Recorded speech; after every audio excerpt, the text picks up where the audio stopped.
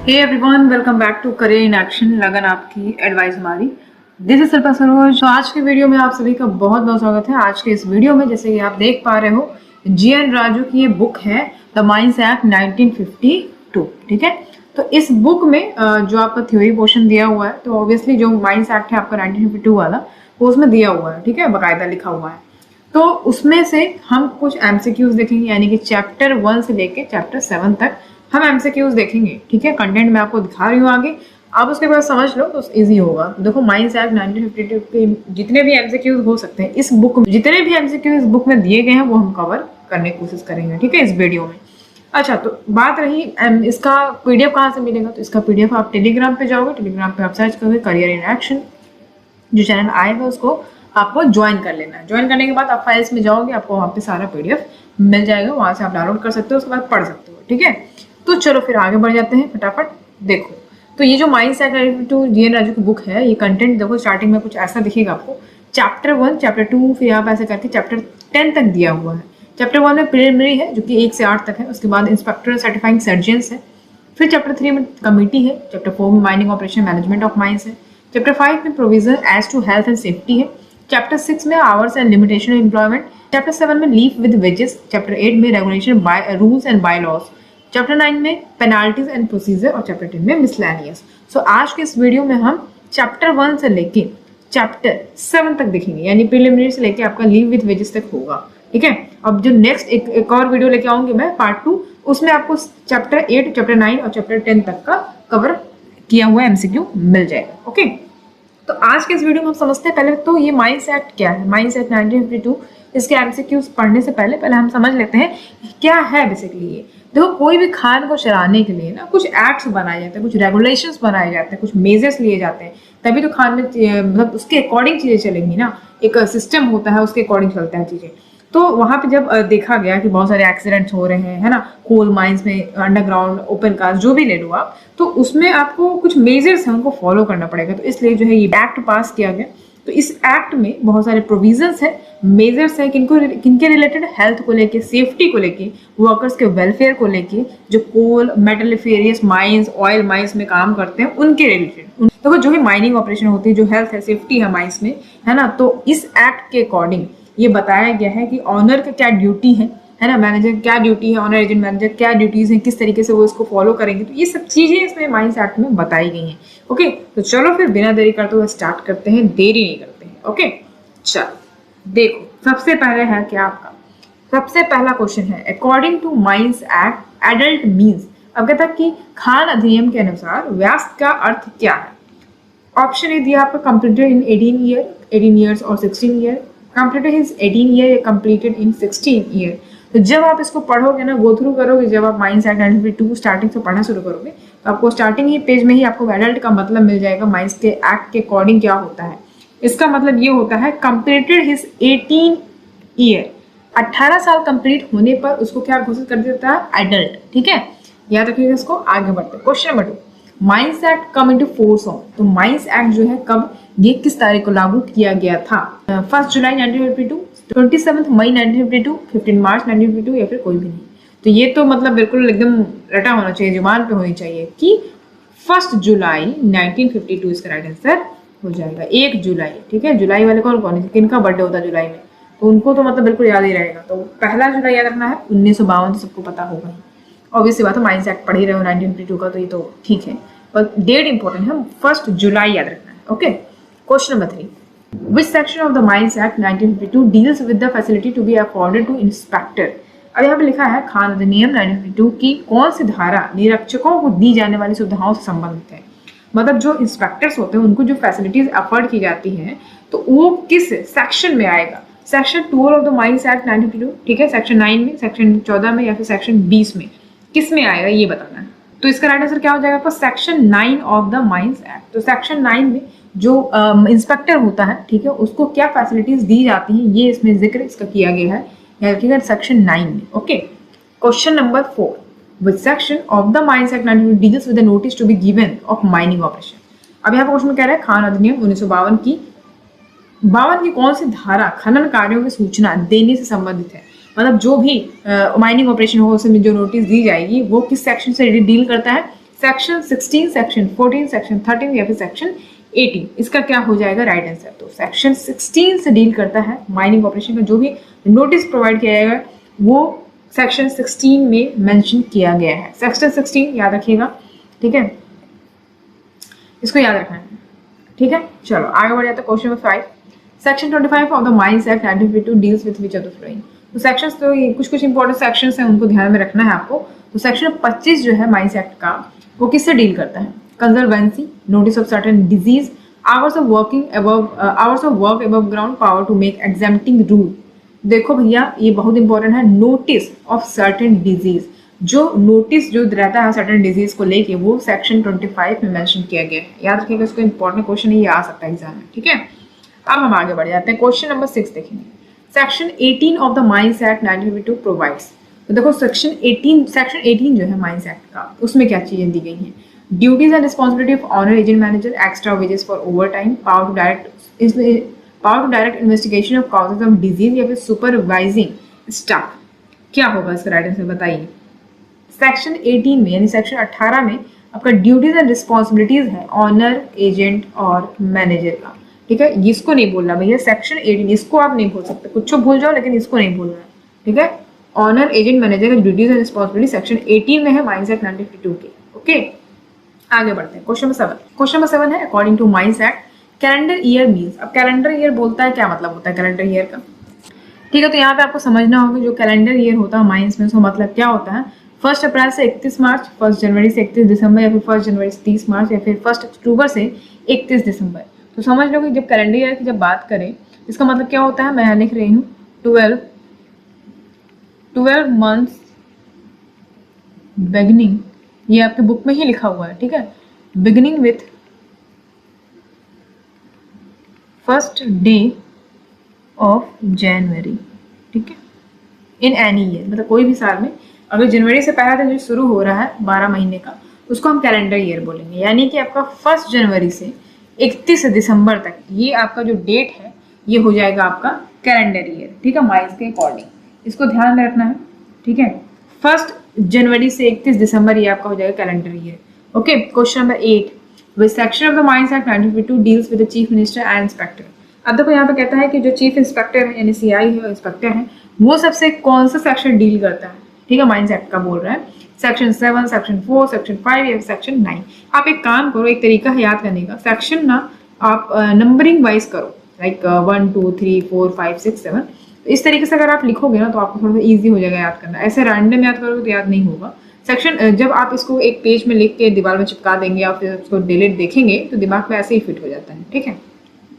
तो सेक्शन जो है आपका कौन सा सेक्शन है जिसमें चीफ इंस्पेक्टर और इंस्पेक्टर के बारे में डील की गई, इनके बारे में बताया गया है, तो किस सेक्शन में? माइंस एक्ट के, है ना। तो याद रखना है सेक्शन 5 जो है आपका, सेक्शन 5 जो है माइंस एक्ट का, उसमें चीफ इंस्पेक्टर, ठीक है, चीफ इंस्पेक्टर और इंस्पेक्टर के बारे में जानकारी दी गई, ओके। क्वेश्चन नंबर 9 देखते हैं। Where work of the same kind is carried out by 2 or more sets of person working during a different period of the day, each of such set is called a dash and each of such period is called dash।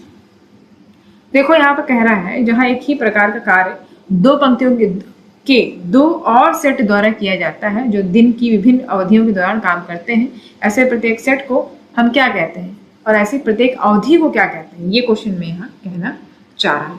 तो यहाँ पर देखो ये हो जाएगा आपका relay और ये हो जाएगा शिफ्ट, ठीक है, याद रखिएगा रिले और क्या है शिफ्ट।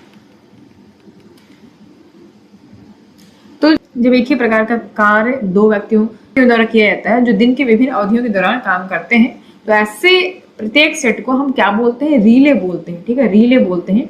और जहाँ ऐसे प्रत्येक अवधि को हम क्या बोलते हैं? शिफ्ट बोलते हैं। तो इसको थोड़ा ध्यान में रखना। ये सेम जिस तरीके से मैं लिखी हुई है ना उस तरीके से बुक में लिखा हुआ है, इसलिए यहाँ पे मैं इस तरीके से लिखी हूँ, कोई ऑप्शन नहीं है, डायरेक्ट इस तरीके से आप समझो fill in the blanks type का। तो इस तरीके घुमा के क्वेश्चन आपसे पूछ सकता है, वो इस तरीके से क्वेश्चन नहीं देगा, वो तो ऑप्शन देगा आपको, लेकिन आप यहाँ पे समझ लो कि अगर ये टर्म्स आपको पता है, कंटेंट पता है, एग्जैक्ट पॉइंट पता है, टर्म्स पता है, तो आप कर ले जाओगे, ओके।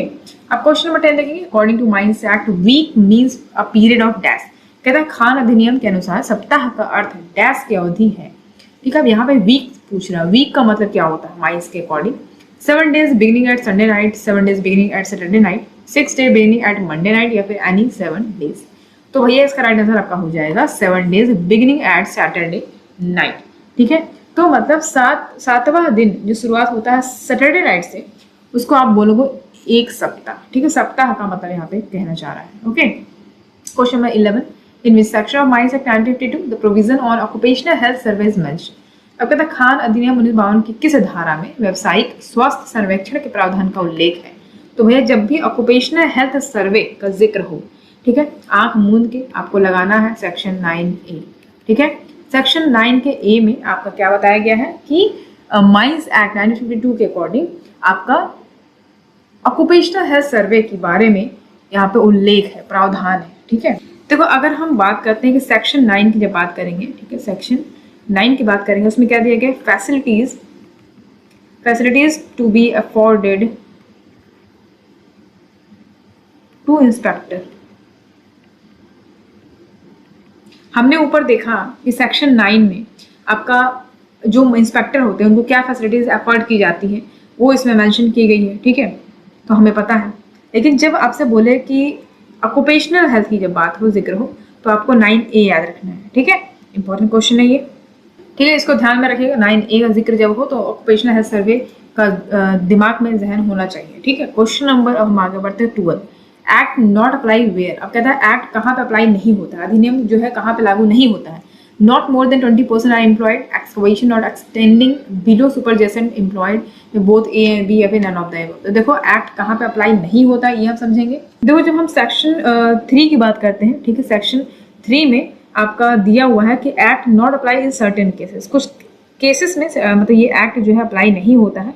जो प्रोविजन है इस एक्ट का, उसमें आपका जो सेक्शन 7 है, सेक्शन 7 है, 8 है, 9 है, 40 है, 46 है, ये सब पे अप्लाई नहीं होगा। ठीक है, तो यहाँ पे क्या चाह रहा है कि एक्ट किस पे अप्लाई नहीं होगा? Not more than 20% are employed. अगर 20% एम्प्लॉयड नहीं है तो वहाँ पे ये एक्ट लागू नहीं होगा। Excavation not extending below superjacent employed, तो जो देखो जो सुपरजेसेंट एम्प्लॉयड होते हैं ना, तो उनके लिए जो एक्सकवेशन है उसको एक्सटेंड नहीं किया जाएगा। जो बिलो अगर सुपरजेसेंट एम्प्लॉयड हैं तो उनके लिए एक्सकवेशन एक्सटेंड नहीं किया जाएगा। तो ये दोनों ही केस हो जाएगा जहाँ पे एक्ट अप्लाई नहीं होगा। ठीक है, तो ये दोनों ही यहाँ पे लागू किया जाएगा। बोथ ए एंड बी जो है राइट आंसर आपका हो जाएगा। अब बढ़ते हैं क्वेश्चन 13 पे। Inspector under mines act are appointed by. कहता है कि खान अधिनियम के अंतर्गत निरीक्षक की नियुक्ति किसके द्वारा की जाती है? तो भैया किसके द्वारा की जाती है? President of India, state government, chief inspector of mines या फिर सेंट्रल गवर्नमेंट। तो इसका राइट आंसर क्या हो जाएगा आपका? सेंट्रल गवर्नमेंट राइट आंसर हो जाएगा। ठीक है, इंस्पेक्टर जो है अपॉइंट किया जाता है माइंस एक्ट के अकॉर्डिंग, किसके द्वारा? सेंट्रल गवर्नमेंट के द्वारा। Okay, act shall not apply to any depth of excavation measured from highest to its lowest however exceed dash for coal is. अब यहाँ पे कहते हैं अधिनियम उत्खनन की किसी भी गहराई पर लागू नहीं होगा जिसे उच्चतम से निम्नतम तक मापा जाता है, हालांकि कोयले के लिए डैश से अधिक है। अब यहाँ पे हम समझेंगे, देखो ये एक्ट जो है ये कहाँ पे अप्लाई नहीं होगा? अगर जो डेप्थ है एक्सकवेशन का, खनन का जो डेप्थ है, अगर उसको हम मेजर करते हैं मतलब हाईएस्ट से लोएस्ट की तरफ, ठीक है, तो कोयले के लिए वो कितना से ज्यादा एक्सीड हो सकता है? 15 मीटर, 6 मीटर, 20 मीटर या फिर 10 मीटर। तो भैया इसका राइट आंसर क्या हो जाएगा आपका? 15 मीटर। तो आपको ये ध्यान में रखना है कि अगर कोयले की जब बात हो तो आप 15 मीटर लगाओगे। ठीक है, और जो नॉर्मल बोलता है कि अगर डेप्थ बताइए एक्सकवेशन का फ्रॉम हाईएस्ट टू लोएस्ट, तो आपको याद रखना है वो 6 मीटर होगा। ठीक है, 6 मीटर। ये थोड़ा दोनों का डिफरेंस समझिएगा। तो यहाँ पे ये जो एक्ट है ये अप्लाई नहीं होता है अगर डेप्थ ऑफ एक्सकवेशन जो मेजर करते हैं हाईएस्ट से लोएस्ट की तरफ, तो वो 6 मीटर होगा। लेकिन अगर हम कोल के टर्म्स में बोलते हैं तो 15 मीटर कोयले से 15 मीटर कोयले के लिए, अगर हम कोल की बात करते हैं तो कोयले के लिए 15 मीटर से अधिक हो सकता है। ठीक है, ये थोड़ा ध्यान में रखना है। क्वेश्चन नंबर 16 देखेंगे। Act shall not apply to any open cast mine engage in excavation of kankar, murrum, gravel, ordinary clay, limestone with depth of excavation measure from highest to its lowest point is.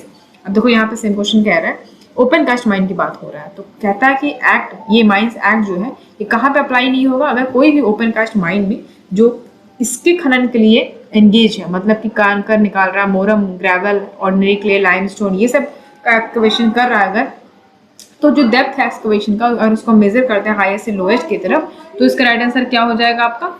6 metre हो जाएगा। ठीक है, 6 metre इसका right answer आपका हो जाएगा। अब आगे बढ़ जाते हैं क्वेश्चन नंबर 17 की तरफ। क्वेश्चन नंबर 17 कहता है क्वेश्चन नंबर 17 है act shall not apply to any open cast mine engage in activation of kankar murrum gravel boulder shingle ordinary sand ordinary clay limestone where the number of person employed on any one day does not exceed. यहाँ पे कह रहा है कि देखो कंकड़ मोरम बजरी boulder single साधारण रेत जो होती है, साधारण मिट्टी होती है, चूना पत्थर होती है, तो उसके उत्खनन में जो किसी भी खुली खदान पर यह अधिनियम लागू नहीं होगा अगर किसी एक दिन नियोजित व्यक्ति की संख्या डैश से अधिक नहीं है। अगर मान लो जो ये सब आपको एक्सक्वेशन करना है, बहुत अच्छी बात है ओपन कास्ट माइन में, लेकिन अगर जो आप काम जो करते हैं उनकी जो व्यक्तियों की संख्या जो है अगर कितने से ज्यादा अधिक नहीं है तो यहाँ पे ये चीज अप्लाई नहीं होगा, ये एक्ट अप्लाई नहीं होगा, माइंस एक्ट अप्लाई नहीं होगा। 60, 6, 50 या फिर 25 किसी एक दिन नियोजित व्यक्तियों की संख्या अगर 50 से अधिक नहीं हो रही है तो वहां पे ये कंकर मोरम सिंगल ये साधारण रेत साधारण मिट्टी जो है ये सब तो उत्खनन में जो किसी भी खुली खदान पर जो ये अधिनियम है वो लागू नहीं होगा। तो याद रखिएगा 50 से अगर अधिक नहीं है तो व्यक्तियां, अगर 50 व्यक्तियों से की संख्या से अगर व्यक्तियों की संख्या 50 से अधिक नहीं है तो ये लागू नहीं होगा। ठीक है, सिंपल सी बात है। आगे बढ़ जाते हैं क्वेश्चन नंबर 18 की तरफ। At least dash person appointed under owners of mines appointed by the central government. देखो केंद्र सरकार द्वारा केंद्र सरकार द्वारा नियुक्त खानों के मालिकों के अधीन नियुक्त कम से कम व्यक्ति की कितनी होनी चाहिए, तो एटलीस्ट कितने परसेंट अपॉइंट होते हैं ऑनर्स ऑफ माइंस के अंतर्गत जो कि सेंट्रल गवर्नमेंट के द्वारा अपॉइंट किए जाते हैं। तो ये क्वेश्चन में पूछ रहा है भैया, इसका राइट आंसर क्या हो जाएगा। देखो यहाँ पे जो है 1% अपॉइंट किया जाता है अंडर ऑनर्स ऑफ माइंस जिनको अपॉइंट करते हैं सेंट्रल गवर्नमेंट के द्वारा। ठीक है, तो इसको ध्यान में रखना है, 1% अपॉइंट किया जाता है अंडर ऑनर्स ऑफ माइंस के। क्वेश्चन नंबर 19 है notice of opening to be given. अब कहता है नोटिस ऑफ ओपनिंग जो है वो किस फॉर्म में मेंशन किया गया, तो हमें पता है फॉर्म 1 के ए में है ना। ठीक है, हमें पता है कि जो नोटिस ऑफ ओपनिंग है वो फॉर्म 1A में मेंशन है। तो यहाँ पे ऑप्शन में क्या दिया है, at least month before in form 1, at least 2 month before in form 1, at least 1 month before form 1 या फिर 2 मंथ बिफोर फॉर्म 2। यहाँ पे कह रहा है तो हमें पता है कि फॉर्म 1 में आंसर होगा, तो ये तो कट जाएगा पहले ही, बचा ये दोनों। ठीक है, तो 1 महीना पहले या फिर 2 महीना पहले जो नोटिस होता है ओपनिंग का वो 1 महीना पहले देना होता है जो कि फॉर्म 1 में मेंशन है, या फिर 2 महीना पहले देना होता है फॉर्म 1 में मेंशन है, ये कह रहा है क्वेश्चन में, है ना। तो इसका राइट आंसर आपका क्या हो जाएगा, at least month before in form 1, यानी कि आपका एक ये राइट आंसर हो जाएगा। ठीक है, 1 महीना पहले जो कि फॉर्म 1 में मेंशन किया गया है। ठीक है, याद रखिएगा इसको। आगे बढ़ते हैं question number 20। Manager is appointed by. अब कहते हैं जो मैनेजर है वो अपॉइंट किया जाता है किसके द्वारा, है ना। तो ये तो बहुत अच्छा क्वेश्चन, जबरदस्त क्वेश्चन। ऑनर एजेंट, ऑनर या फिर एजेंट के द्वारा मैनेजर को अपॉइंट किया जाता है। ठीक है, आगे बढ़ जाते हैं। Next question 21। All such points shall be legibly marked drinking water in a language understood by a majority of persons employed in mine, and no such point shall be situated within dash meter of any washing place। Question में कह रहा है ऐसे सभी बिंदुओं पर खदान में कार्यरत अधिकांश व्यक्तियों द्वारा समझी जाने वाली भाषा में पेयजल स्पष्ट रूप से चिन्हित किया जाएगा और ऐसा कोई बिंदु किसी भी धोने की जगह डैश मीटर के भीतर उपयोग नहीं होगा। तो यहाँ पे कहता है कि जो पेयजल होता है, जो ड्रिंकिंग वाटर होता है, तो जहाँ पे ऐसे बिंदु जहाँ खदान में जहाँ पे कार्यरत अधिकांश व्यक्तियां द्वारा जाना होता है वहां पे जो समझने वाली भाषा है उसको पेयजल स्पष्ट रूप से चिन्हित किया जाएगा, और ऐसा कोई बिंदु जहाँ पे धोने की जगह हो तो कितने मीटर के भीतर उपयोग नहीं होगा। कितने मीटर के भीतर में ये उपयोग नहीं होगा। ये अच्छा क्वेश्चन है भैया, तो याद रखिएगा 6 मीटर। ठीक है, 6 मीटर के भीतर जो है उपयुक्त नहीं होगा अगर ऐसा कोई मतलब धोने की जगह है तो इसको थोड़ा ध्यान में रखना है। ठीक है, question number 22। Where more than dash are employed there shall be provided and maintain a first aid room. ये तो अच्छा क्वेश्चन है भैया, ये तो सबको पता होगा ना, है ना, सबको ही पता होगा। तो कह रहा है क्वेश्चन में जहां डैश से अधिक कार्यरत है वहां एक प्राथमिक चिकित्सा कक्ष उपलब्ध कराया जाएगा और उसका रख रखाव किया जाएगा। तो कितने वर्कर्स वहां पे होंगे जो एम्प्लॉयड होंगे, तो उससे ज्यादा अगर है तो वहां पे भैया एक फर्स्ट एड रूम बनाया जाएगा। तो ये क्वेश्चन में कहना चाह रहा है। तो 150, ठीक है, 150 मोर देन अगर वहां पे मोर देन 150 मतलब पर्सन जो एम्प्लॉयड हैं तो वहां पे भैया जितने अगर 150 से ज्यादा वर्कर्स वहां पे एम्प्लॉयड हैं तो वहां पे फर्स्ट एड रूम प्रोवाइड किया जाएगा और उसका रख रखाव भी किया जाएगा। तो 150 याद रखना है। ठीक है, question number 23। Which section of Mines Act 1952 the power of inspector when cause of danger not expressly not expressly provided against exist and power to prohibit employment in certain cases। कह रहा है खान अधिनियम 1952 की किस धारा में निरीक्षक की शक्तियां जब खतरे के कारण स्पष्ट रूप से उपलब्ध नहीं है और कुछ मामलों में रोजगार पर रोक लगाने की शक्ति मौजूद है, तो ये किस सेक्शन में मेंशन किया गया है। ठीक है, तो यहाँ पे देखो खान, ये जो आपका 1950 यहाँ पे माइंस एक्ट जो है इसमें जो कह रहा है क्वेश्चन में किस सेक्शन में जो इंस्पेक्टर की जब शक्तियां खतरे के कारण स्पष्ट रूप से उपलब्ध नहीं कराई गई हैं और कुछ मामलों में रोजगार पर रोक लगाने की शक्ति मौजूद है उसके पास, तो ये किस सेक्शन में बताया गया, section 9A 2 and 2A, section 22 and 23, section 9A 22A या फिर सेक्शन 22 एंड 22A, किस में ये चीज बताया गया। तो याद रखिएगा आप सेक्शन 22 और 22A में ये बताया गया है कि जो पावर है इंस्पेक्टर का खतरे के कारण स्पष्ट रूप से उपलब्ध नहीं है और कुछ मामलों में रोजगार पर रोक लगाने की शक्तियां मौजूद हैं इसके पास।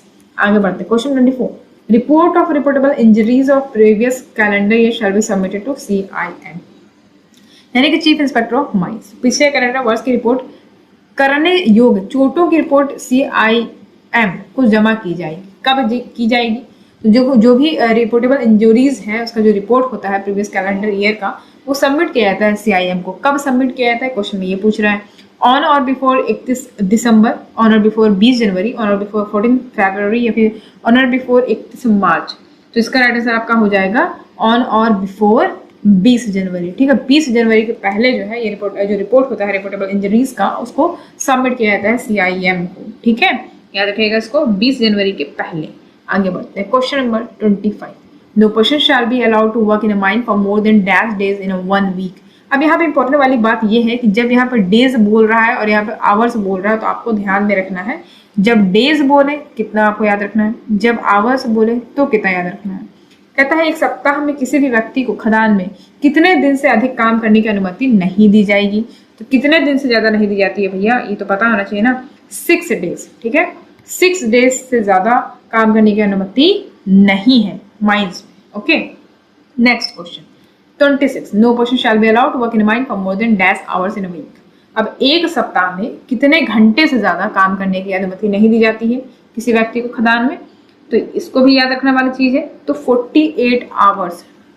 अब ठीक है, 6 डेज हो गया और 48 आवर्स हो गए, 48 घंटा हो गया। ठीक है, ये दोनों ही आपको याद रखना है। ठीक है, जब दिन की बात करें और जब आवर्स की बात करें, एक सप्ताह की बात हो रही है। ठीक है, question 27, the period of work of any adult shall be so arrange that along with his interval of rest they shall not in any day spread over more than। कहता है किसी भी व्यास के काम की अवधि इस तरह से व्यवस्थित की जाएगी कि उसके आराम के अंतराल के साथ साथ वे किसी भी दिन अधिक से अधिक नहीं फैलेंगे। 12 आवर्स, 24 आवर्स, 36 आवर्स, 10 आवर्स। तो भैया इसका राइट आंसर आपका हो जाएगा 12 घंटा। ठीक है, तो यहाँ पे कहना चाह रहा है कि जो वर्किंग पीरियड है ना उसको इस तरीके से अडल्ट किया जाएगा, मतलब उसको इस तरीके से अरेंज किया जाएगा, मतलब किसी भी एडल्ट का जो पीरियड मतलब वर्किंग पीरियड है उसको इस तरीके से अरेंज किया जाएगा कि उनका जो इंटरवल है रेस्ट का किसी भी एक दिन जो है ज्यादा ना हो। समझ रहे हो, मतलब उनका जो आराम करने का अंतराल के साथ साथ वो किसी भी दिन अधिक से अधिक नहीं मतलब फैले, उनका जो काम करने का अवधि है वो ज्यादा ना फैले। ठीक है, तो 12 घंटे से ज्यादा ना फैले, ऐसा इनको अरेंज किया जाएगा। ओके, क्वेश्चन नंबर 28 है, no adult employed below ground in a mine shall be allowed to work for more than dash hours in any week for more than dash hours in any day.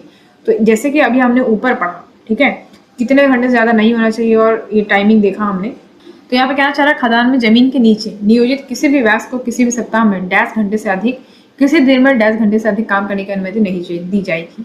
तो इसको आपको पता होना चाहिए यहाँ पे क्या क्वेश्चन में पूछ रहा है। 48, यहाँ पे देखो 48 आवर्स इन एनी वीक और for more then 8 hours in any day. तो बिलो ग्राउंड, यहाँ पे बिलो ग्राउंड बोल रहा है, ये भी ध्यान में रखना है। तो यहाँ पे समझना जरूरी है कि देखो बिलो ग्राउंड की बात कर रहा है तो खदान की जमीन के नीचे। ठीक है, तो यहाँ पे जो भी व्यक्ति है तो किसी भी सप्ताह में उसको 48 घंटे से अधिक और किसी दिन में 8 घंटे से अधिक काम करने की अनुमति नहीं दी जाती है। ठीक है, इसको ध्यान में रखना है। क्वेश्चन 29 है, no person below dash years age shall be allowed to work in mine or part thereof. अब यहाँ ईयर की बात कर रहा है कि किसी खान या भाग में डैश आयु के किसी भी व्यक्ति को काम करने की अनुमति नहीं दी जाएगी। अगर उसका जो एज है वो कितना से कम अगर है तो उसको काम करने की अनुमति नहीं दी जाएगी 18। ठीक है, 18 साल से कम का है तो कोई भी पर्सन 18 साल से कम का एज का है तो उसको माइंस में वर्क करने की अनुमति नहीं दी जाएगी। ठीक है, नेक्स्ट पॉइंट क्वेश्चन नंबर 30 है, क्वेश्चन नंबर 30 है every woman employed in mine above ground shell be allowed an interval of not less then dash hours between termination of employment on any one day the commencement of next period of employment. कहता है जमीन के ऊपर खदान में कार्यरत प्रत्येक महिला को रोजगार की अगली अवधि के शुरू होने के किसी एक दिन रोजगार की समाप्ति के बीच कम से कम डैश घंटे के अंतराल की अनुमति दी जाएगी। ठीक है, तो कितने घंटे की अनुमति दी जाएगी भैया? 8, 10, 11, 12, 11। ठीक है, जमीन के जो ऊपर खदान जो होती है ना, उसमें अगर कोई महिला कार्यरत है तो उसको रोजगार का जो अगली अवधि होती है ना, उसको अगर शुरू हो रहा है, अगली अवधि शुरू हो रहा है, तो उसके किसी एक दिन रोजगार की जो समाप्ति के बीच का जो समय है, कम से कम 11 घंटे के अंतराल की अनुमति दी जाती है। तो इसको थोड़ा ध्यान में रखिएगा। आगे बढ़ें question 31, employment of woman in any mine above ground except between the hours. यहाँ पे कहता है कि जमीन के ऊपर किसी भी खदान में महिला का जो रोजगार घंटा होता है वो कितने के कितने बीच होता है। यहाँ पे आप देख पा रहे हो सुबह के 6 और रात के आपके 7 बजे तक। ठीक है, और यहाँ पे देख पा रहे हो 6 से लेके आपका सुबह के 7 बजे तक, या फिर सुबह के 7 से रात के 6, या फिर रात के 7 से आपका 7 सुबह के 7 तक। तो कौन सा इसका राइट आंसर आपका हो जाएगा? ठीक है, तो याद रखिएगा जब भी वुमेन्स की बात हो कि अबव ग्राउंड की बात हो रही है, अबव ग्राउंड की बात हो रही है, तो घंटा जो है, टाइम जो उनका निर्धारित किया गया वो कितना है? 6 से सुबह के 6 से, ठीक है, सुबह के 6 से शाम के 7 बजे तक। ठीक है, 6 AM से 7 PM। ठीक है, याद रखिएगा। इसके अलावा कोई काम पे कार्यरत नहीं हो सकती हो। ओके, याद रखिएगा इसको। क्वेश्चन नंबर 32 है no person shall work for dash before he has had in interval for rest at least half an hour in above ground. कहता है कोई भी व्यक्ति उपरोक्त जमीन में कम से कम आधे घंटे के अंतराल में आराम करने से पहले डैश के लिए काम नहीं करेगा। ठीक है, तो कितने का काम नहीं करेगा ये क्वेश्चन में कहना चाह रहा है। तो यहाँ पे आंसर क्या हो जाएगा? More than 5 hours continuously. No person shall work more than 5 hours continuously before he has had an interval for rest at least half an hour in above ground. कोई भी व्यक्ति उपरोक्त जमीन में कम से कम आधे घंटे के अंतराल में आराम करने से पहले 5 घंटे से ज्यादा कंटिन्यूअस के लिए काम नहीं करेगा। ठीक है, इसको थोड़ा ध्यान में रखिएगा, इंपॉर्टेंट है। क्वेश्चन नंबर 33 है extra wages to be paid dash the normal rate of wages. भुगतान की जाने वाली अतिरिक्त मजदूरी डैश मजदूरी की समान दर है। 1.5 times, twice, and half time, या फिर ट्राइस। क्या हो जाएगा इसका राइट आंसर? इसका राइट आंसर हो जाएगा ट्वाइस। ठीक है, तो यहाँ पे extra wages to be paid twice the normal rate of wages. ठीक है, जो नॉर्मल रेट होता है वेजेस का, उसका एक्स्ट्रा वेजेस होता है, जिसको हम क्या बोलते हैं? Twice the normal rate of wages. ठीक है, इसको बोलते हैं एक्स्ट्रा वेजेस। क्वेश्चन 34 है the number of times which leave may be taken during any one calendar year shall not exceed. कहता है किसी एक कैलेंडर वर्ष में कितनी बार अवकाश लिया जा सकता है, कितनी बार आप छुट्टी ले सकते हो कैलेंडर ईयर में। ठीक है, मतलब कितने से ज्यादा नहीं होना चाहिए, 3, 4, 5, 6। तो इसका राइट क्या हो जाएगा आंसर? 3। ठीक है, याद रखिए कैलेंडर ईयर की जब हम बात करते हैं तो 3 टाइम्स जो आप छुट्टी ले सकते हो, उससे ज्यादा नहीं। ठीक है, ये याद रखिएगा। आगे बढ़ते हैं। क्वेश्चन नंबर 35 है annual leave wages in case of person employed below ground rate of 1 day for every dash days of work performed by him। कहता है प्रत्येक कितने दिनों के लिए एक दिन की न्यूनतम दर से नीचे नियोजित व्यक्ति के मामले में वार्षिक अवकाश मजदूरी मिलती है। ठीक है, तो 35 का आपका हो जाएगा 15 डेज। ठीक है, अगर हम बात करते हैं बिलो ग्राउंड लेवल की, तो जो एनुअल लीव वेजेस होती है, कोई भी पर्सन की बात कर रहे हैं, तो हर 15 दिन, ठीक है, जो काम कर रहा है, तो हर 15 दिन के हिसाब से हर 15 दिन के लिए उसको 1 दिन का मिलता है लीव वेजेस। ठीक है, तो प्रत्येक 15 दिनों के, यहाँ पे देखो, प्रत्येक 15 दिनों के लिए 1 दिन की न्यूनतम दर से नीचे नियोजित व्यक्ति के मामले में वार्षिक अवकाश मजदूरी दी जाती है। ठीक है, नेक्स्ट क्वेश्चन है question 36। In any other case, open cast की बात हो रही है, at the rate of 1 day for every of work perform by him. ठीक है, तो ऊपर हमने देखा बिलो ग्राउंड का, यहाँ पे हम ओपन कास्ट का देख रहे हैं। तो किसी अन्य मामले में ओपन कास्ट प्रत्येक डैश के लिए 1 दिन की दर से दी जाती है। तो याद रखिएगा यहाँ पे आंसर क्या हो जाएगा? 20 डेज। ठीक है, तो जब हम ओपन कास्ट की बात कर रहे हैं तो जो रेट है वो 20 दिन के हिसाब से दी जाती है। हर 20 दिन पे आपको उस 1 दिन का जो है रेट के हिसाब से यहाँ पे आपका जो वेजेस है वो दिया जाता है, लीव वेजेस। ठीक है, याद रखिएगा। क्वेश्चन 37 है in the case of person employed below ground in mine if he has during the calendar year put in not less then attendance at the mine. कहता है तो हम जब बिलो ग्राउंड की बात करते हैं तो हम मान लीजिए कोई पर्सन है, ठीक है, तो कैलेंडर ईयर के हिसाब से अगर, तो जो अटेंडेंस है वो कितने से कम नहीं होना चाहिए, अटेंडेंस कितने से कम नहीं होना चाहिए, नॉट लेस देन कितने से अटेंडेंस कम नहीं होना चाहिए। तो ये यहाँ पे कहना चाह रहा है, तो हमें पता है 190। ठीक है। 190 डेज का अटेंडेंस उसका होना चाहिए, उससे कम नहीं होना चाहिए। अगर हम बिलो ग्राउंड की बात कर रहे हैं, अंडरग्राउंड की बात कर रहे हैं, ठीक है। अब हम आगे बढ़ जाते हैं, ओपन कास्ट का भी देख लेते हैं। In case of a person employed above ground और any other case in mine if he has during the calendar year put in not less than इतना डेज। कहता है कि जमीन के ऊपर नियोजित व्यक्ति के मामले में, खदान में किसी अन्य मामले में अगर उसने कैलेंडर वर्ष के दौरान कितने दिनों से कम नहीं लगाया, तो इसका अटेंडेंस कितने दिनों से कम नहीं हुआ, तो 240, ठीक है 240। तो हम अंडरग्राउंड की बात करेंगे तो 190 दिन, जब हम ओपन कास्ट की बात करेंगे तो 240 दिन से कम नहीं होना चाहिए अटेंडेंस, ठीक है, ये याद रखिएगा। आगे बढ़ते हैं, क्वेश्चन नंबर 39 है, how many days notice is given before starting mining operation as per mines act. कहता है खान अधिनियम के अनुसार खनन कार्य प्रारंभ करने से पूर्व कितने दिनों की सूचना दी जाती है? 15 दिन पहले, 30 दिन पहले, 45 या फिर 60 दिन पहले। तो भैया ये सबको पता होगा, 30 दिन पहले जो है आपका ये जो माइनिंग ऑपरेशन हम स्टार्ट करने वाले हैं उसका नोटिस दिया जाता है माइंस एक्ट के अकॉर्डिंग। ओके, लास्ट क्वेश्चन है हमारा, how far is Indian standard time ahead of Greenwich mean time. कहता है भारतीय मानक समय ग्रीनविच मीन टाइम से कितने आगे है। तो ये हमें पता होना चाहिए कि जो हमारा IST है यानी इंडियन स्टैंडर्ड टाइम है वो ग्रीनविच मीन टाइम से कितना आगे है, 5.30 आवर्स अहेड, यानी 5.5 घंटा आगे है, ठीक है। यानी कि अगर आप इंडियन स्टैंडर्ड टाइम की बात करें तो ये जो है ग्रीनविच मीन टाइम से 5.5 घंटा आगे है, समझ रहे हो। तो आप अब जैसे मान लो कहीं फॉरेन का अगर आप देते हो कि भाई कितना वहाँ पर समय हो रहा है, USA में कितना बज रहा है, तो 5.5 घंटा आप जो है क्या कर लोगे, आगे बढ़ा दोगे, ठीक है। तो उस हिसाब से हम ग्रीनविच मीन टाइम का पता लगाते हैं, ठीक है, ये समझ में है। सो आज का यही है, पार्ट 1 है ये माइंस एक्ट 1952 का। GN राजू की बुक हमने देखा, तो पार्ट 2 हम ले आएंगे, ठीक है। तो बाकी जो चैप्टर है आपका 8, 9, 10 वो हम उसमें कवर कर लेंगे, ठीक है। तो इसका आंसर आपको मिल जाएगा यूट्यूब टेलीग्राम ग्रुप ज्वाइन करिए, वहां से इसको PDF डाउनलोड कर लीजिएगा और रिवीजन पर्पज पे यूज कर सकते हो। ओके, तो चलो फिर आज के लिए इतना ही रखते हैं, मिलेंगे आपसे अगले क्लास में।